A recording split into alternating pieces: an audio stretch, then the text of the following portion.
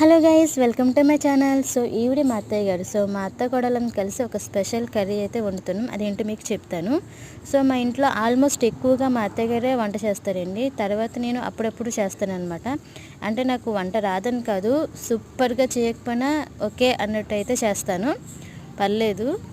So special curry అని చెప్పాను కదా, స్పెషల్ కర్రీ అంటే చికెన్ కర్రీ అండి. సో చికెన్ ఎందుకు స్పెషల్ అంటే ఆల్మోస్ట్ ఒక 1 మంత్ అయింది కదా. సో కార్తీక మాసం కాబట్టి మేము నాన్ వెజ్ ఏం తినలేదు.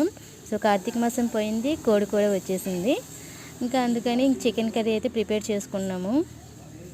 సో ఈ చికెన్ కర్రీలో స్పెషల్గా ఇంగ్రీడియంట్స్ అంటూ ఏం వేయలేదండి, ఇంట్లోనే సింపుల్గా చేసుకున్నాము. ఎప్పుడు చేసుకున్నట్టే ఒక అల్లం వెల్లుల్లి పేస్ట్ అండ్ చికెన్ మసాలా వేసుకొని సింపుల్గా చేసుకున్నాము. సో చికెన్ కర్రీ అయితే కంప్లీట్ అయిపోయింది.